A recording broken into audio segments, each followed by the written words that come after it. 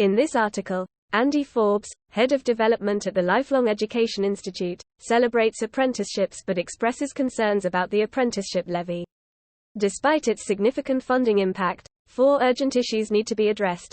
National Apprenticeship Week is here again, providing an opportunity for us all to celebrate the achievements of the 500,000 apprentices working hard in all kinds of sectors across the whole country. Over the last 20 years there has been a welcome revival of the apprenticeship system, along with a growing endorsement from across the political spectrum of the crucial role it plays in meeting the nation's skills needs. The Lifelong Education Institute is more than happy to join this applause for a training pathway that reaches parts traditional education can't reach, engages such a wide range of people of working age in relevant, meaningful work-based training, and fosters productive relationships between employers, employees and training providers. It is an essential part of modern adult education, but it's hard to be as enthusiastic about the system that has funded it since 2017, the apprenticeship levy. The one big positive is that it has raised a large amount of additional money from employers to fund much-needed skills training, currently estimated at over £4 billion. To put this in context, total annual spending on 16 to 19-year-old students is around £7.5 billion, so the levy is a very significant resource. However, there are 4 big problems with it that urgently need to be addressed. Challenges and concerns with the apprenticeship levy. Firstly, higher and degree apprenticeships are gobbling up an ever larger proportion of the overall levy budget.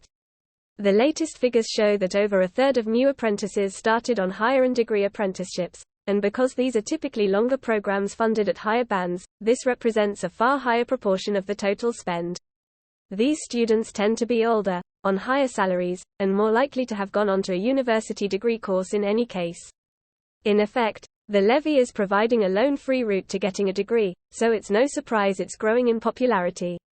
But is this sucking resource away from more disadvantaged groups who need access to training? Which brings us to the second problem.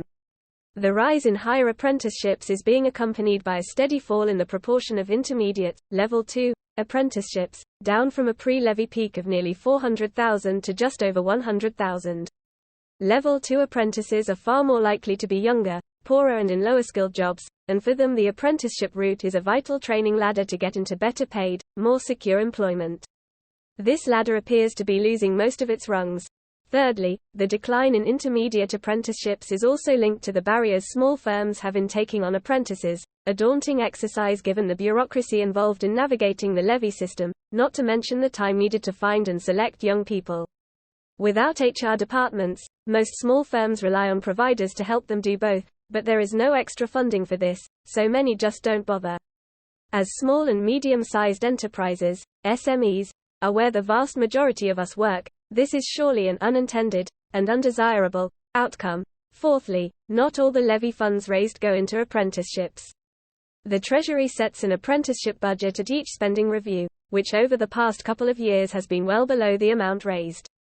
Between 2017 and 2022 the levy raised £580 million more than was spent. This year, alone it's likely to be an eye-watering £1.4 billion more. In effect, only 2/3 of apprenticeship levy receipts are being spent on apprenticeships. So, a big hooray for apprenticeships and for the funding boost the levy has provided.